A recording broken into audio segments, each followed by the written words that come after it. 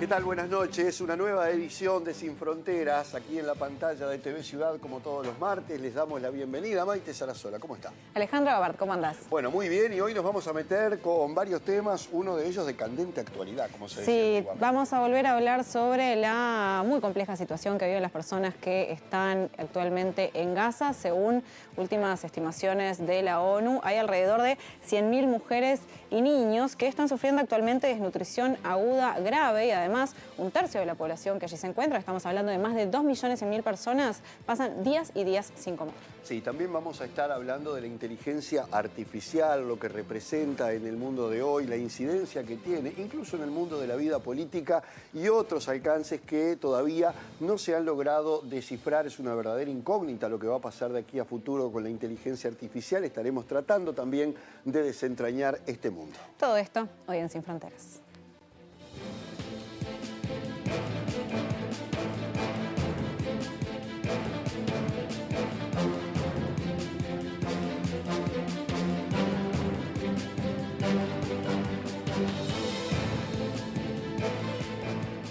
Arrancamos el programa de hoy dándole la bienvenida y las buenas noches a la politóloga y analista internacional Natalia Carrau. Natalia, ¿cómo andás? Todo bien. ¿Ustedes? Un gusto de nuevo estar acá. Gracias. Bueno, vamos a hablar sobre el tema inteligencia artificial más adelante, pero antes, como comentábamos al principio, queremos abordar nuevamente la cuestión de Gaza. Yo compartí algunas cifras, ¿no?, en las últimas que sacó la ONU, que casi 100.000 mujeres y niños sufren de desnutrición aguda grave. Hay un tercio de la población que se pasa días y días sin comer. Hay, además, medios internacionales, como por ejemplo AFP, que manifestó que se volvió insostenible tener periodistas en el lugar, lo cual complica muchísimo la información que sale de ahí. ¿Qué podemos decir de lo que está pasando al día de hoy en Gaza? Bueno, es así, efectivamente, lo de la libertad de expresión, o sea, no tener periodistas que puedan estar cubriendo en el terreno, y además todas las agencias internacionales están trabajando con colaboradores palestinos, o sea, periodistas en el terreno que son del lugar, ¿no?, gazatíes.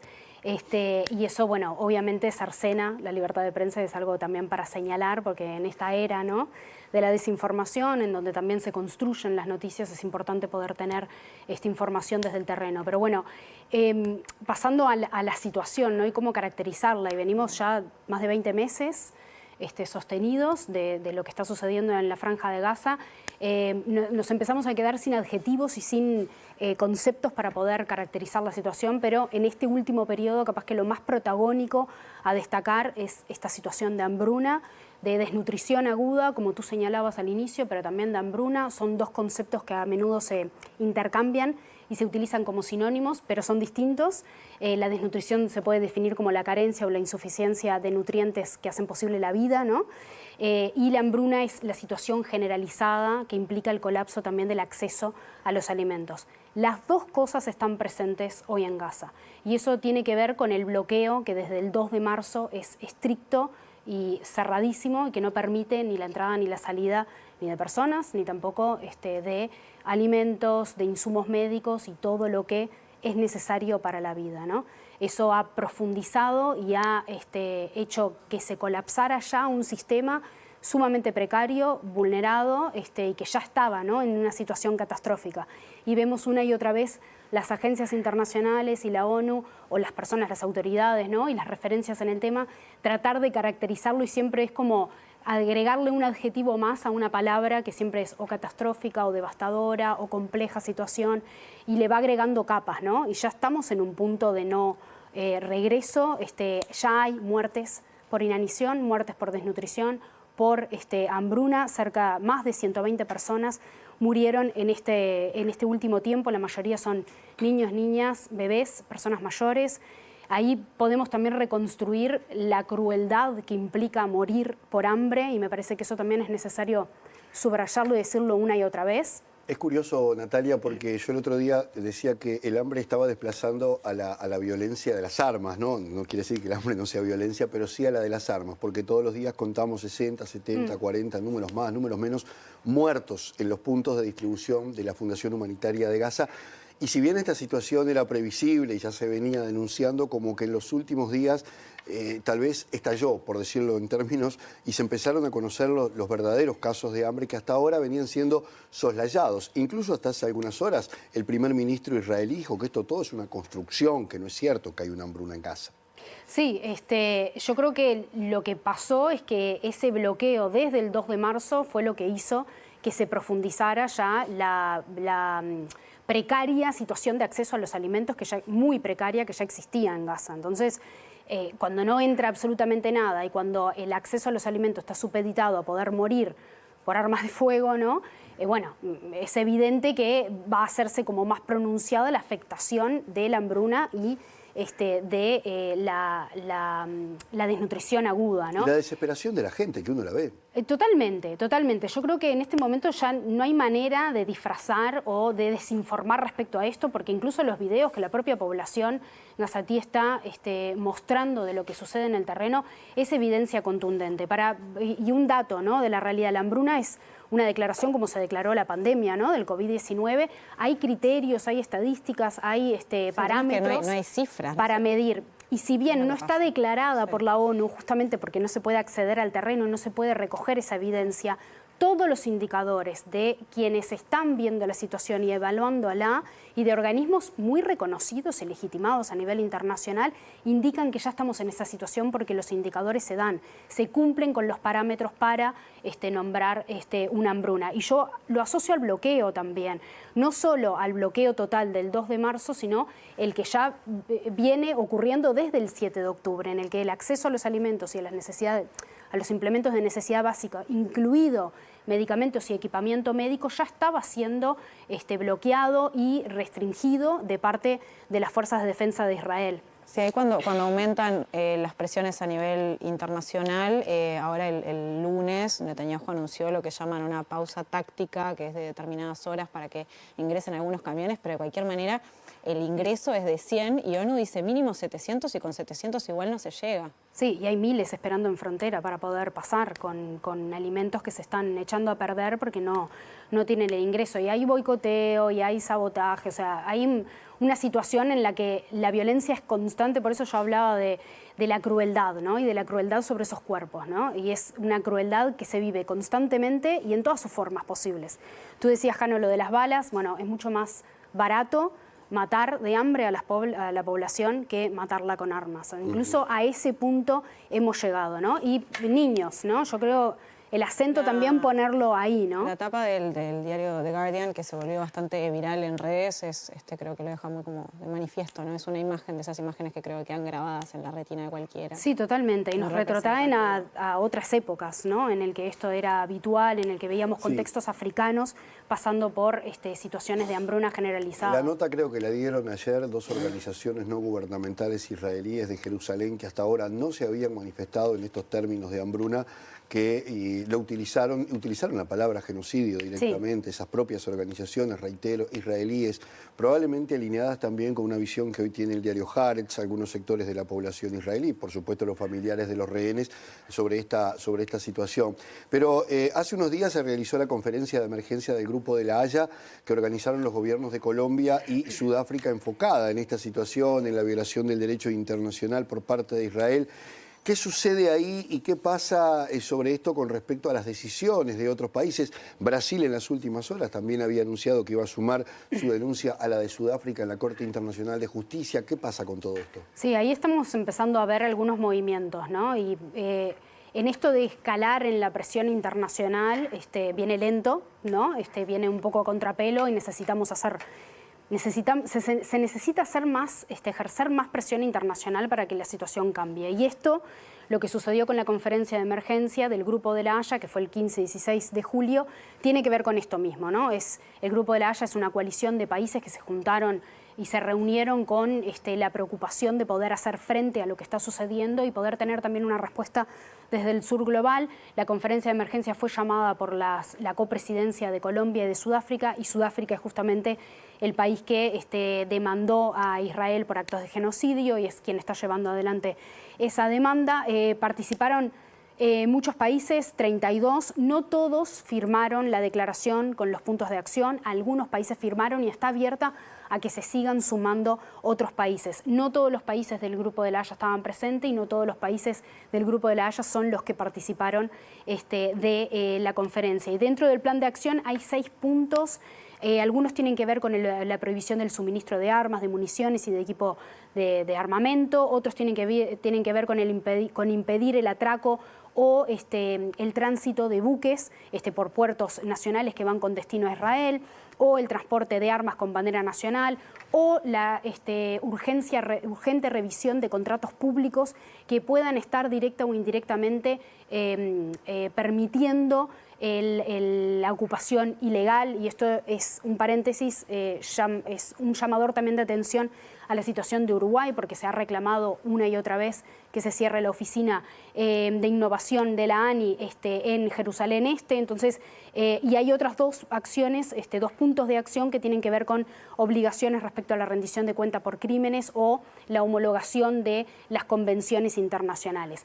Todos estos puntos no son nuevos, ¿no? Y eso hay que decirlo. Todos están amparados en lo que dice el derecho internacional y en las obligaciones de los estados que adhieren al derecho internacional y que adhieren a todas estas convenciones. Entonces, no es nada nuevo, es una instancia para seguir poniendo el foco en eso, también tratar de elevar la información, la calidad de la información y poner como puntos de atención en eso, ¿no? La prensa internacional estuvo cubriendo el evento, estaba la relatora especial por los derechos del pueblo palestino, Francesca Albanese, que recientemente salió el último informe elaborado por ella, entonces estaba también... Y la sanción de Estados Unidos. Lo que más se cuestionó fue la sanción de Estados Unidos posterior a A propósito de lo que dice de la sanción de Estados Unidos, las organizaciones no gubernamentales israelíes también decían que si bien la principal responsabilidad obedecía al gobierno de Israel, no había que olvidar a los aliados de Israel, empezando por Estados Unidos y siguiendo por Europa, particularmente algunos gobiernos como el alemán, que no solamente se niega a reconocer al Estado palestino, sino que sigue proporcionando armas y de alguna manera dándole carta blanca al gobierno de Israel para que siga con sus acciones. Sí, totalmente. Y eso tiene que ver con el derecho internacional y con las obligaciones que tienen los estados del derecho internacional. La comunidad internacional está obligada a reconocer los actos de genocidio, juzgarlos, castigarlos y hacer algo al respecto. Y eso no es letra muerta y no es letra que ha sido escrita de manera fortuita o débilmente, digamos. No, hay argumentos y hay contexto y hay un montón de jurisprudencia que avala que eso esté determinado de esa manera y que los estados tengan algo para hacer. De hecho,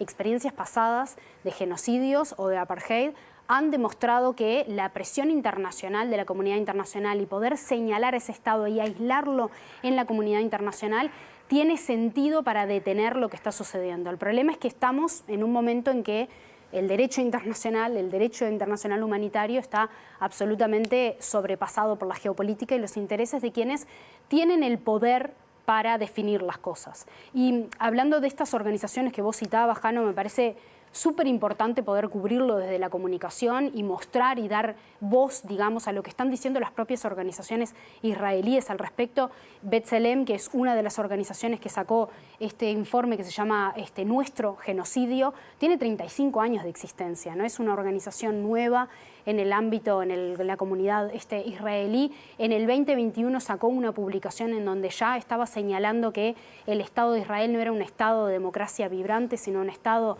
de apartheid. Entonces, digamos, hay antecedentes, es una organización muy reconocida de defensa de los derechos humanos y que está diciendo eso. Y es una voz, me parece que calificada y legitimada para poder hacerlo, porque está incluso implicada en su propia sensibilidad al ser una organización israelí. Y que además de genocidio en este informe justamente hablan de los asesinatos masivos, denuncia que las cárceles se transformaran en centros de tortura, hay muchísima información. Justamente porque antes ya habían marcado una investigación que tenía que ver con el apartheid y que tiene que ver con lo que implica ser un Estado ocupante en un territorio ocupado y lo que implica eso para la población civil. Entonces, todos esos antecedentes, que es la perspectiva histórica, la mirada más de largo plazo que necesitamos tener para hablar de Gaza, te explica por qué se llegó a este momento y explica la situación que está viviendo no solo el pueblo gazatí, sino también en Cisjordania, en donde ya están habiendo amenazas, en donde ya se está escalando en la violencia y se está haciendo todo lo posible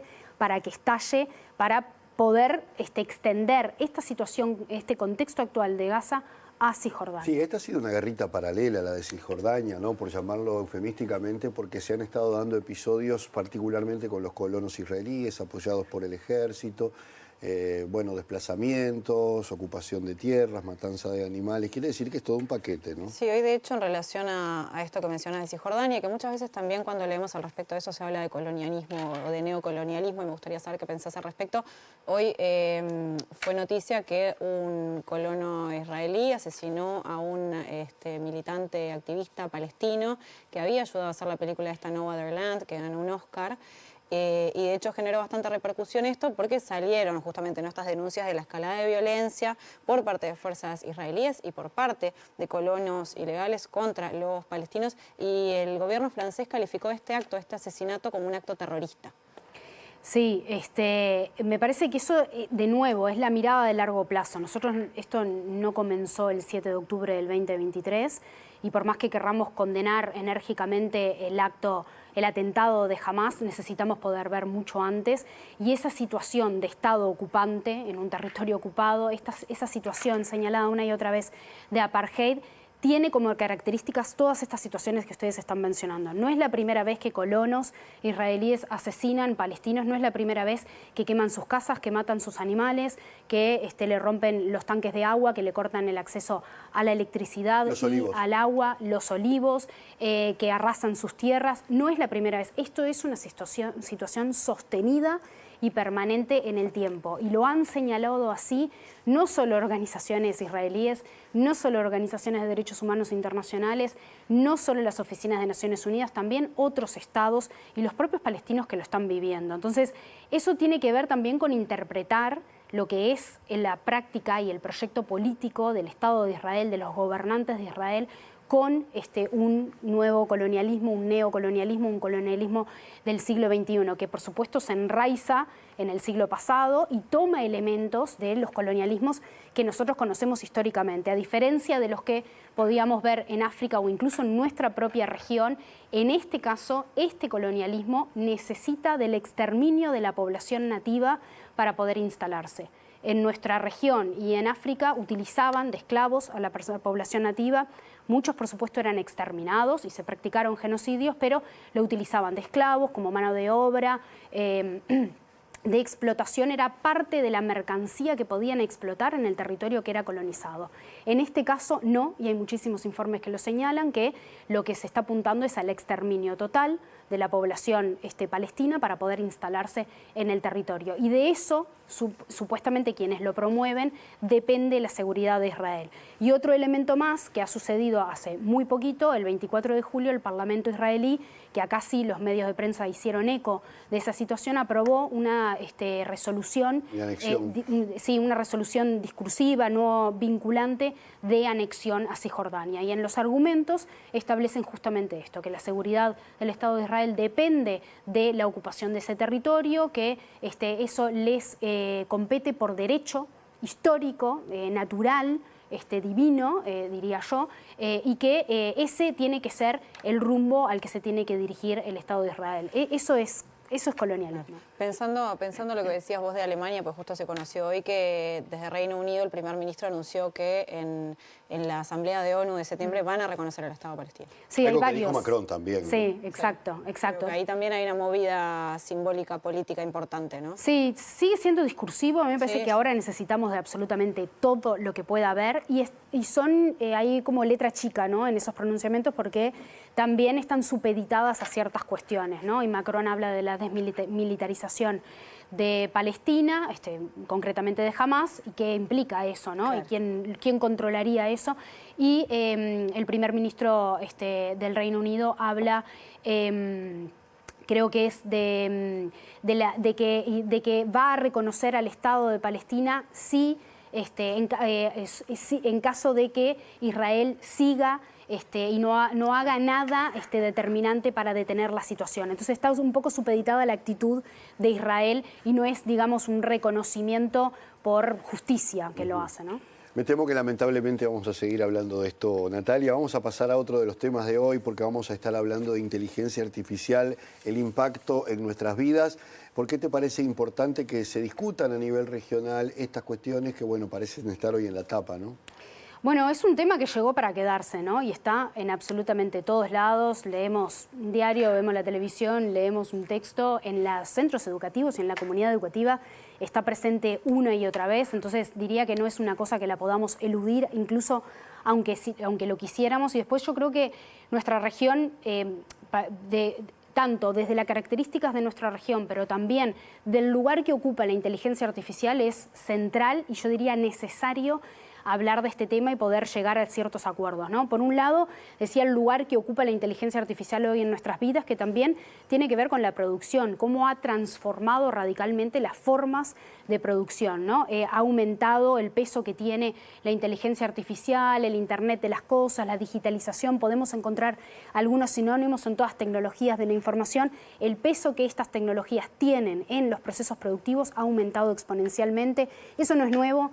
No es algo de ahora, de estos últimos años, es un proceso que ya lleva décadas conformándose. Y la tecnología siempre estuvo, ¿no?, en los procesos productivos. Capaz que no le llamábamos de la manera que le llamamos ahora, porque tendemos a reivindicar, digamos, lo tecnológico y lo moderno, ¿no? Y esta abstracción que tiene la inteligencia artificial como algo sí tecnológico, cuando en realidad tecnología existe en todos los procesos productivos y existe en la humanidad a lo largo del tiempo, ¿no? Incluso podemos discutir sobre el rol, sobre qué entendemos por tecnología y cómo nos apropiamos socialmente de las tecnologías, ¿no? Y cómo la tecnología puede ser simplemente una metodología para llegar a un producto de manera más eficiente o conseguir un estadio de desarrollo de la producción de determinada manera. Y después no solo está presente en los procesos productivos y la ha transformado enormemente, sino que también nuestra región presenta un rezago significativo y una dependencia respecto a los desarrollos tecnológicos. Ahí hay muchísimos datos que podemos traer. Hay dos en particular que a mí me parecen interesantes. América Latina y el Caribe representan menos del 3% de las solicitudes de patentes internacionales, según un informe de la Organización Mundial de la Propiedad Intelectual, y Estados Unidos y China más del 50%, ¿no? Y ahí, por ahí estamos viendo cuáles son los actores, ¿no?, que están controlando la Big Data. Y eso que no hemos hablado de la influencia en la tecnología militar.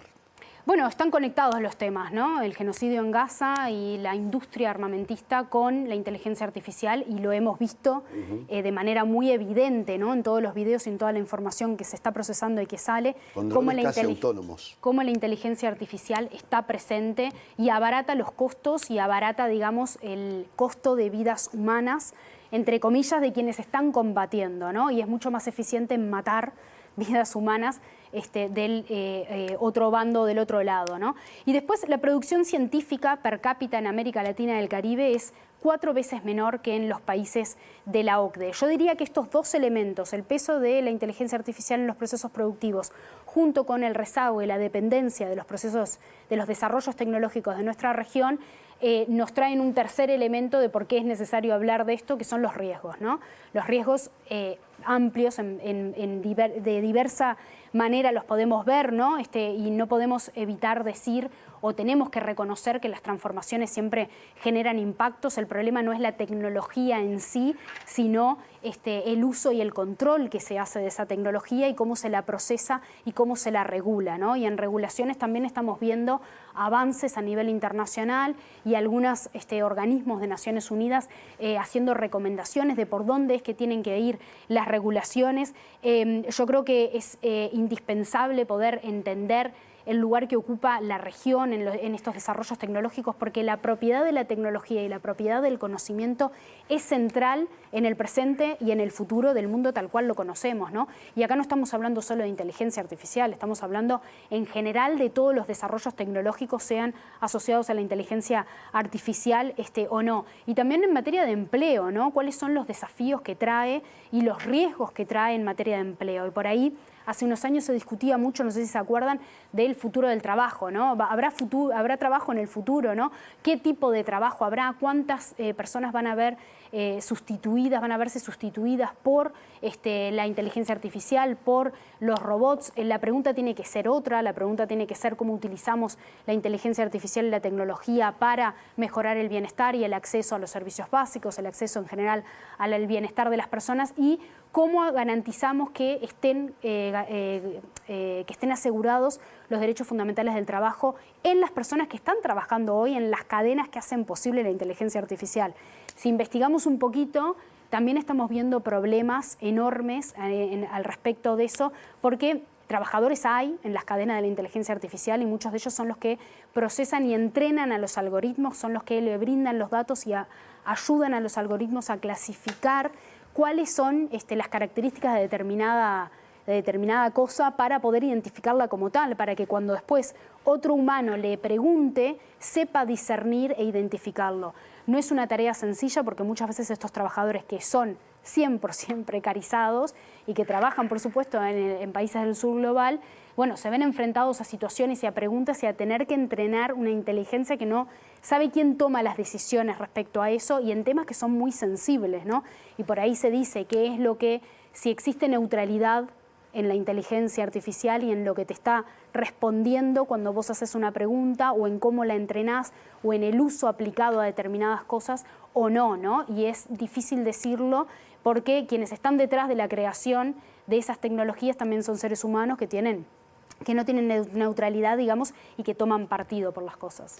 Natalia, rápido porque nos queda un minutito, pero ¿qué pasa con las empresas transnacionales en todo esto? Justamente es un tema que has estudiado un montón. Sí, bueno, si nosotros vemos un ranking, ¿no?, de cuáles son las principales empresas transnacionales en el sector tecnológico, bueno, son todas... Ahí, eso, exactamente. Bueno, le preguntamos a la inteligencia artificial, a ver si no nos hacía un ranking de las principales 10 empresas más importantes en el sector de la inteligencia artificial, de la Big Data. Son todas chinas y estadounidenses. Si vemos una lectura un poquito más amplia, otros sectores que entran ahí serían la energía, sería la industria automotriz y el sector financiero. Pero en esos tres sectores incluso también hay inteligencia artificial. Entonces, estas empresas están implicadas, yo diría que casi que en cualquier proceso productivo que vemos a nivel global. Por supuesto, monopolizan el manejo de los datos, ¿no? Están presentes en la recolección, en el procesamiento, en la comercialización, en el almacenamiento y en la aplicación de esta inteligencia artificial a las industrias. Y si controlan, el control es poder, ¿no? Entonces, ¿cómo vamos a regular el capital transnacional para poder controlar que estén dentro de los parámetros de la legalidad y de los marcos normativos propios? Y además, si control es poder, ¿quiénes están definiendo las regulaciones? Porque hay que recordar que este desarrollo llegó antes que los países y las sociedades se prepararan para ese desarrollo y llegó mucho antes que las regulaciones. Entonces, claro, las regulaciones las están escribiendo los países o las están escribiendo el capital transnacional que tiene intereses al respecto. Natalia Garrau, como siempre, muchísimas gracias. Un placer, un gusto. Bien, en el próximo bloque vamos a estar hablando sobre una inteligencia artificial latinoamericana. Se viene la TAM GPT, nos vamos para Chile para conversar sobre eso. Ya venimos.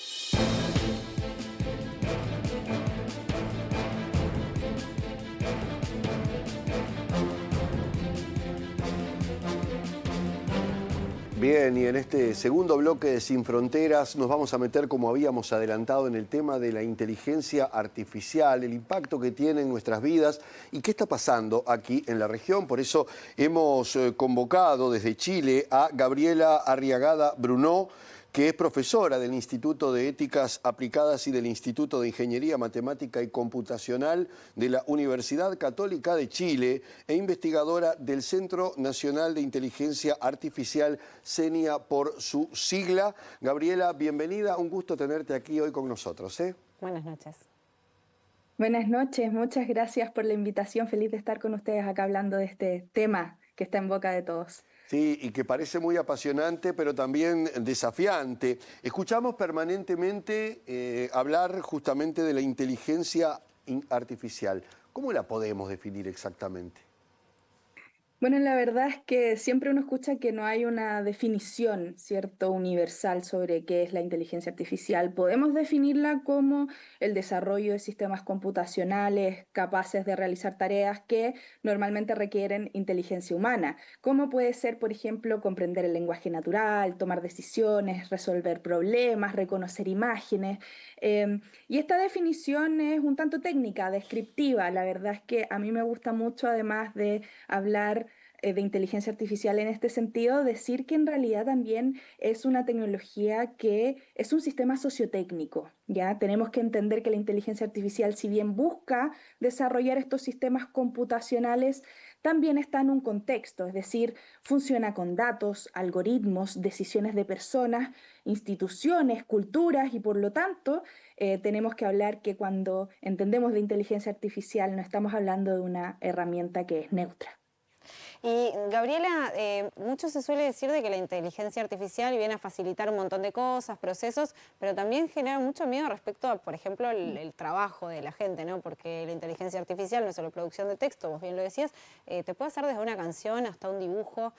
¿Cómo se maneja todo esto y cuáles son los futuros posibles en este tema? ¿Es una amenaza? ¿Es una ayuda? ¿Es un poco de todo?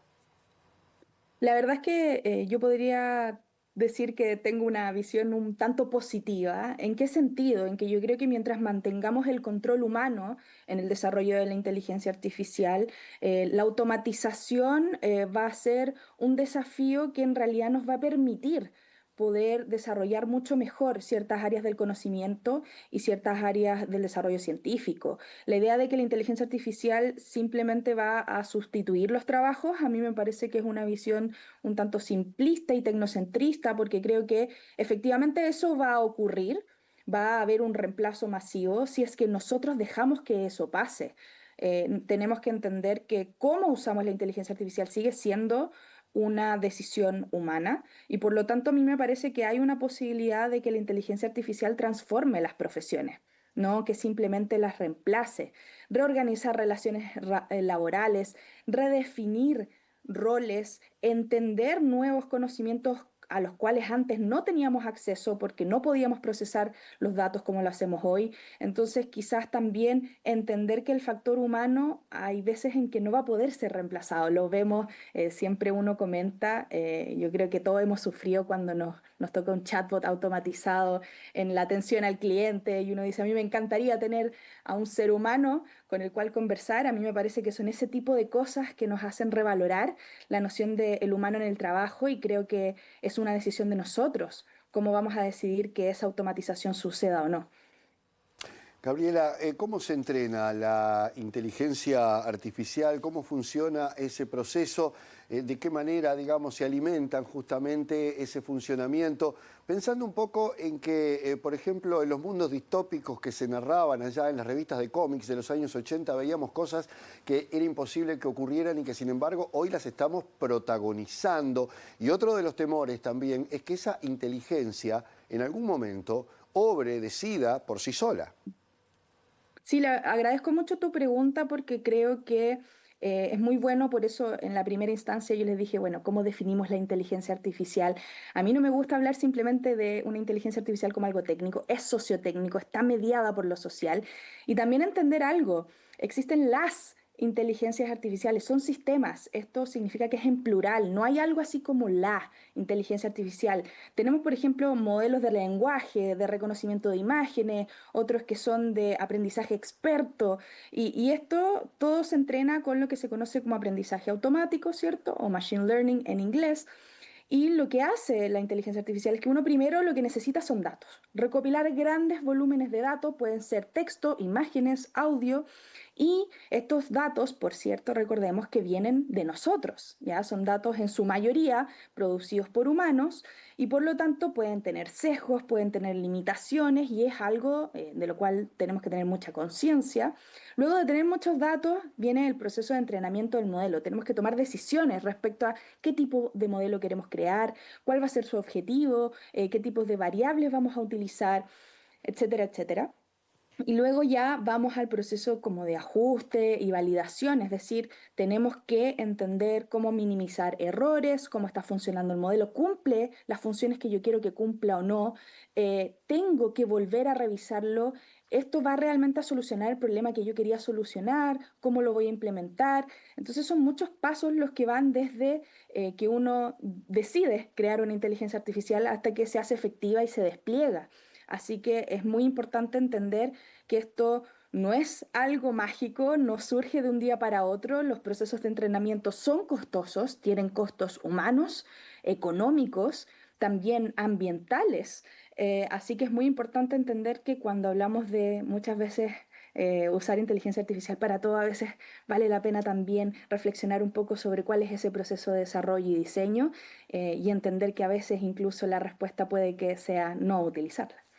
Gabriela, tú formas parte del proyecto LATAM GPT, un proyecto impulsado desde nuestra región del mundo. Contanos un poco, vamos a meternos más en el segundo bloque también, pero contanos un poco de qué va y qué pasa en Latinoamérica con esta cuestión de las inteligencias artificiales y por qué sería importante tener una nuestra, por ejemplo, en qué cambia.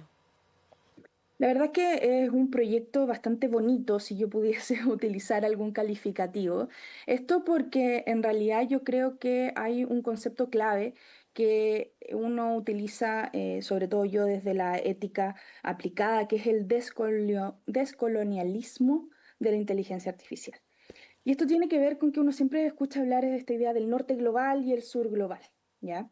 El norte global tiene que ver justamente con las grandes compañías, quienes están liderando el desarrollo de la inteligencia artificial y que por supuesto tienen sus intereses, tienen sus métodos de entrenamiento.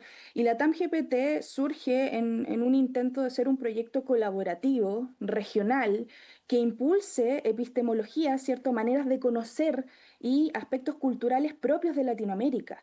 Nosotros no teníamos bases de datos de entrenamiento para sistemas como tipo GPT, que es procesamiento de lenguaje natural, en español, ni tampoco en portugués. No teníamos métricas de revisión, de evaluación y todas estas cosas son parte del proyecto. Está funcionando con alianzas de diversos países de Latinoamérica, con diferentes instituciones, organizaciones de diferentes ámbitos, además de investigadores. Y desde CENIA en realidad estamos apoyando este proceso con el Ministerio de Ciencia también acá en Chile, porque lo que queremos es eso, es transformar las narrativas del desarrollo tecnológico. Y para eso necesitamos entonces nosotros ser capaces de poder desarrollar una tecnología que nos sea propia. Y qué mejor que nosotros acercarnos a la inteligencia artificial creando nuestros propios modelos y creando también nuestras propias bases de datos de entrenamiento. Gabriela, tú trabajas en el área ética también. ¿Hasta dónde puede llegar todo esto? Recién decíamos, es un poco la gran interrogante. ¿Y qué se puede hacer con la inteligencia artificial para regular su uso y ponerle ciertos límites, verdad? Sí, el tema de la inteligencia artificial, que es una herramienta muy poderosa para el desarrollo humano, pero para poder lograr estas ideas de inclusión digital, de justicia social, para evitar que se amplifiquen desigualdades que ya tenemos o que se invisibilicen identidades, yo creo que acá hay un tema muy importante y justamente lo que refleja, los valores que refleja un proyecto como la TAM-GPT. Y es que justamente no podemos esperar a que salgan las regulaciones siempre vienen más atrás, no podemos esperar a tener un protocolo para todo cuando tenemos una tecnología que cambia día a día, o sea, de un mes a otro tenemos nuevos avances en lo que significa la inteligencia artificial. Entonces, desde una perspectiva ética y sociotécnica, no basta con poner un límite, nosotros tenemos que integrar la ética al proceso de desarrollo y diseño de la tecnología. Esto significa, por ejemplo, como ahora lo que queremos es generar un modelo de lenguaje que sea representativo, entender dialectos, aspectos culturales de cada uno de los países de Latinoamérica, diseñarlo a través de las comunidades, diseñar con valores en el inicio de los proyectos, integrar estos principios pluralistas que nos permiten entender que todas las decisiones éticas que se toman en el desarrollo de la inteligencia artificial son decisiones éticas. Además de esto, podemos tomar en nuestras manos los procesos que tengan que ver con hacer estos modelos auditables. Los sistemas de inteligencia artificial hay una serie de herramientas que nosotros podemos implementar, auditorías éticas, trazabilidad de datos, y eso en el fondo es hacernos responsables, es entender que más allá de los marcos regulatorios que se están discutiendo en Latinoamérica, que por supuesto nos van a venir a apoyar en esta tarea, lo que tenemos que hacer es fomentar una participación colectiva en la gobernanza de la inteligencia artificial y por sobre todo generar soberanía digital. Entender que nosotros somos responsables de estas decisiones y que depende también de nosotros tener esa ética integrada en nuestro quehacer profesional, pero también en nuestros intereses investigativos con proyectos trascendentales como este. Muy bien, Gabriela Arriagada Bruno, profesora del Instituto de Éticas Aplicadas y del Instituto de Ingeniería Matemática y Computacional de la Universidad Católica de Chile e investigadora del CENIA, el Centro Nacional de Inteligencia Artificial de Chile. Muchas gracias por acompañarnos en Sin Fronteras hoy. Un gusto. Muchas gracias, nos vemos. Nos vemos. Hacemos una pausa. Hacemos una pausa, seguimos con este tema aquí en Sin Fronteras, ya venimos.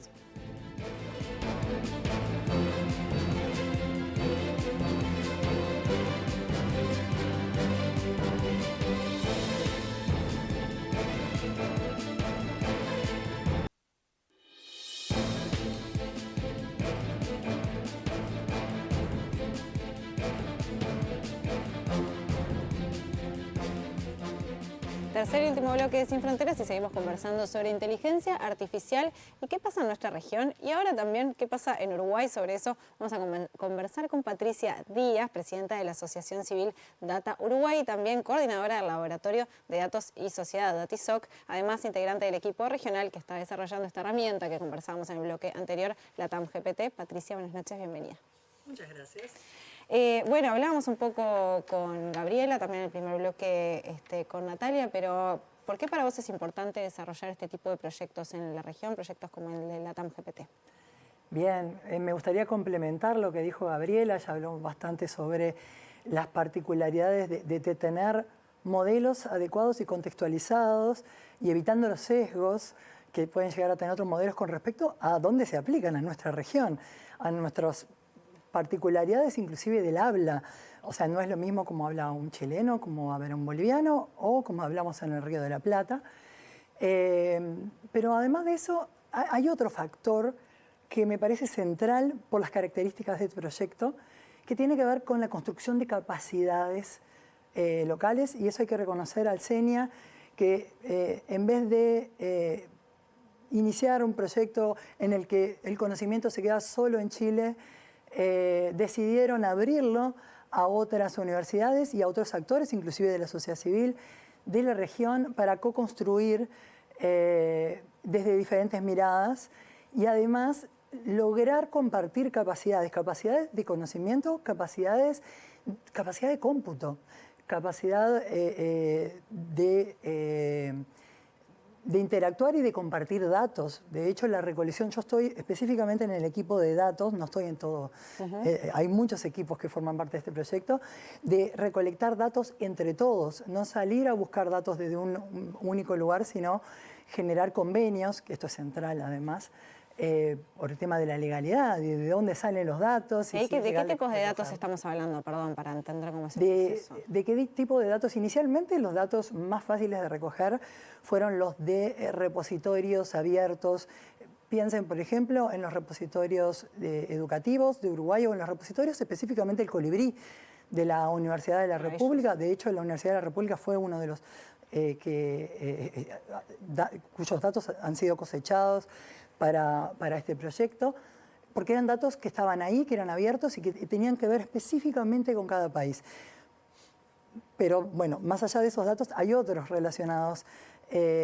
Salimos no solo a buscar datos por convenio, sino que hay varias modalidades de las que podemos hablar después.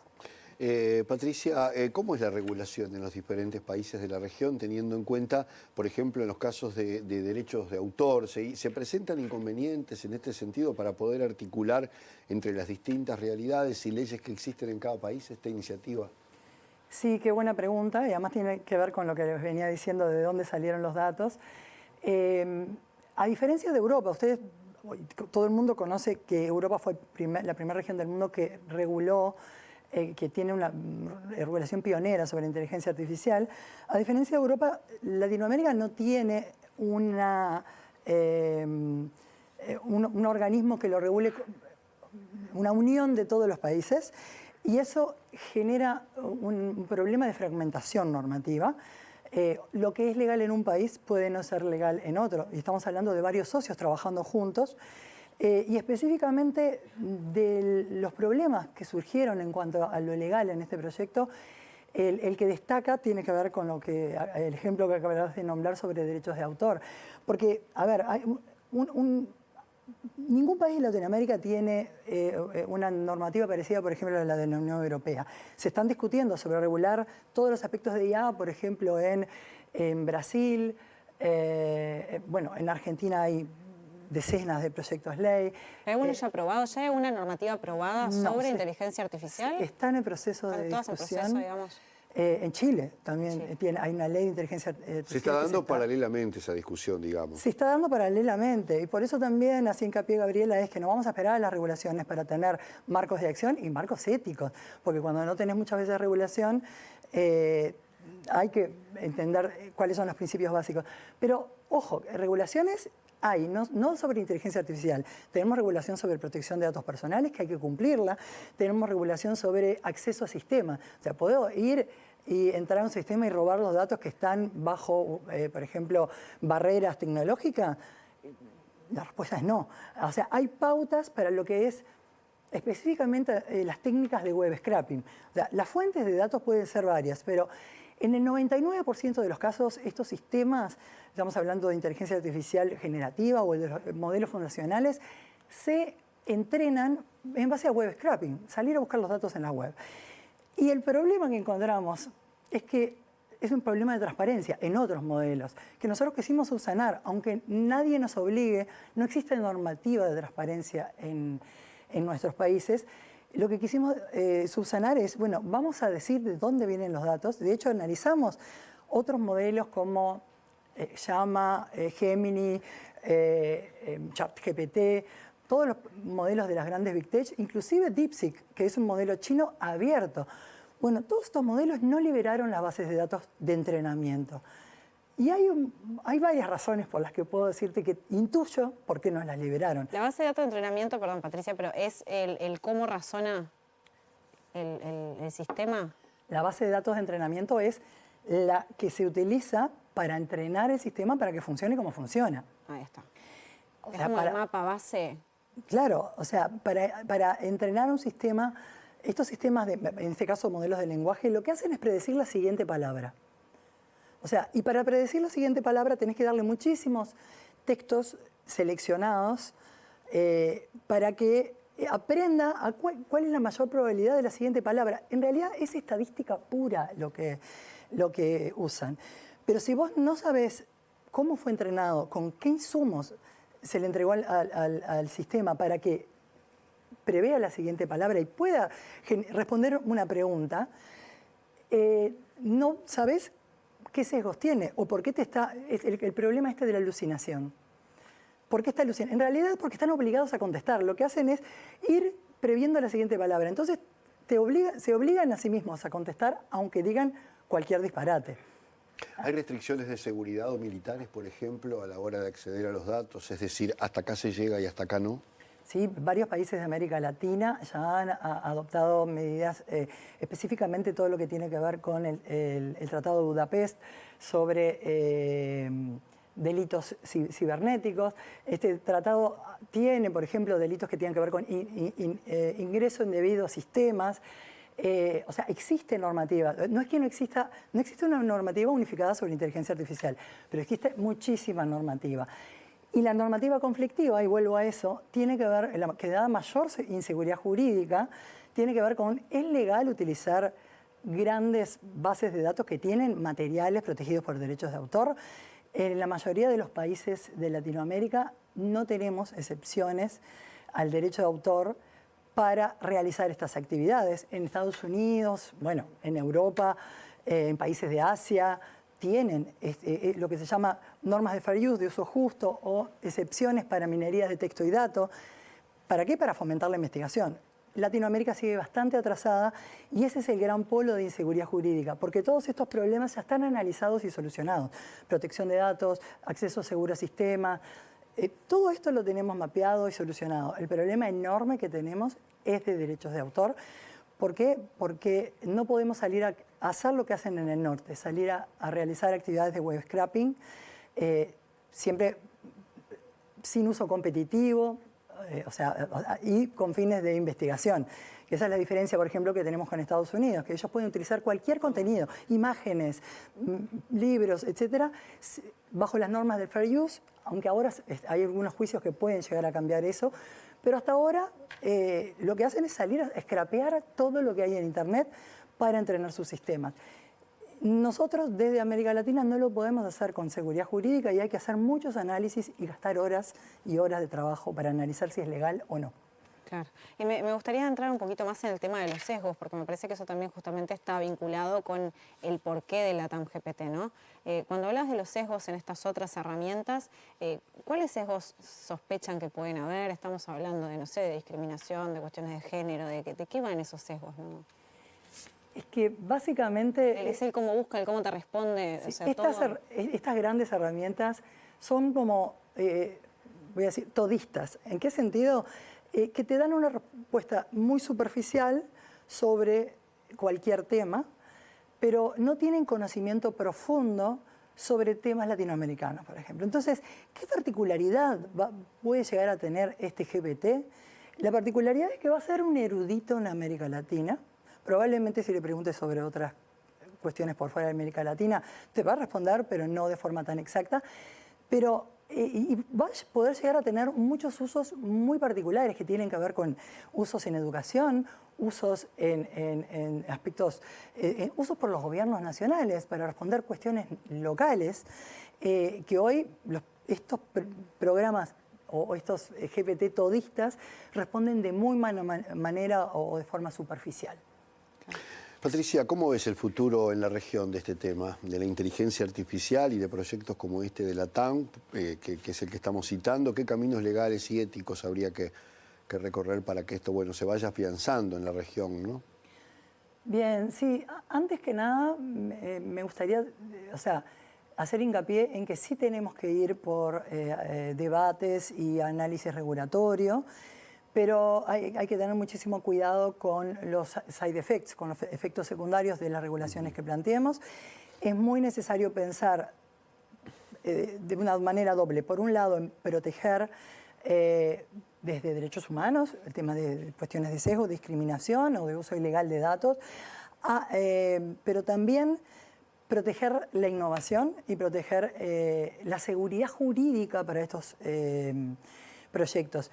Yo no me voy a meter en todo lo que tiene que ver con capacidades técnicas, capacidad de cómputo, todo eso, porque no es mi área, pero sí entiendo que debemos generar reformas normativas. Un ejemplo claro tiene que ver con las reformas a las leyes de derecho de autor para habilitar el web scraping con límites, pero seguro para los equipos de investigación. Y también generar marcos éticos. Y me parece que es líder total la LATAM-GPT en esto de generar marcos éticos. Les pongo un ejemplo. Dentro del modelo de gobernanza, o sea, de reglas autoimpuestas que se puso el proyecto, hay una norma que es que se va a disponibilizar para cualquier proyecto con o sin fines de lucro estos datos que se recojan para generar nuevas capacidades, no solo el código del GPT, sino además la base de datos para hacer otras cosas, otros modelos. Pero, por ejemplo, previendo el gran argumento en contra de liberar datos, hay una cláusula sobre Big Tech. Es cualquier empresa que facture más de 1.000 millones de dólares anuales no va a poder usar esos datos. Eso es único. ¿Por qué? Porque estamos hablando de compartir entre nosotros y de mejorar las leyes para innovar para nuestros investigadores. Pero, por ejemplo, los autores siempre salen a decir, hey, sí, pero sí, está flexibilizando, nosotros estamos desprotegidos. Sí, ojo, que también tenemos que resolver el problema de los autores que están desprotegidos contra las grandes Big Tech. Pero, bueno, por lo menos cerrar la puerta de ese argumento de no flexibilicemos, tenemos que tener en nuestras leyes también bien separado, no solo en las políticas, como este caso, sino en las leyes, bien separada la diferencia entre qué es desarrollo por Big Tech o desarrollos locales. ¿Hay alguna iniciativa en ese sentido en el Parlamento en este momento? En el Parlamento el año pasado se sancionó en Uruguay una ley de reforma del derecho de autor, media sanción. Actualmente no sabemos qué va a pasar con ese proyecto de ley. ¿Quién lo impulsaba, te acordás? ¿Cómo? ¿Quién lo impulsaba? ¿Te acordás? En realidad salió por impulso, el que lo defendió fue un diputado del Frente Amplio, Mazzini, si no me equivoco, pero hubo como un acuerdo, en ese caso, el año pasado el presidente de la Comisión de Educación y Cultura de Representantes era del Partido Nacional, y hubo un acuerdo generalizado de que había que impulsar eso. Y dentro de las excepciones había una, que era la capacidad de, con fines de investigación y sin fines de lucro, se pudiera utilizar obras con fines de análisis computacional. Entonces, era como un gran paraguas que habilitaba todas estas prácticas. Y esa justo fue uno de los motivos por el que quizás no salió en Senado, porque los autores no estaban muy de acuerdo con esto. Y bueno, nos debemos mayor debate y generar estas excepciones, pero bueno, si faltan resguardos, hablemos y generemos mayor resguardo. ¿En qué etapa está la TAM-GPT? ¿Cuándo sale, digamos? ¿Se puede saber eso? Todavía no me quiero adelantar, yo soy un peón de toda una maquinaria más grande, pero me supongo que este año. Bueno, quedaremos atentos. Muy bien, cerramos por aquí entonces. Gracias a Patricia Díaz, presidenta de la Asociación Civil Data Uruguay, coordinadora del Laboratorio de Datos y Sociedad, además de integrante del equipo regional que está desarrollando la TAM. Gracias. Gracias. Gracias a ustedes. Nos vamos a la sola. Nos vamos, llegamos al final de este Sin Fronteras. Muchísimas gracias por acompañarnos como siempre. Que descansen. Nos volvemos a encontrar el próximo martes acá por la pantalla de televisión. Chau.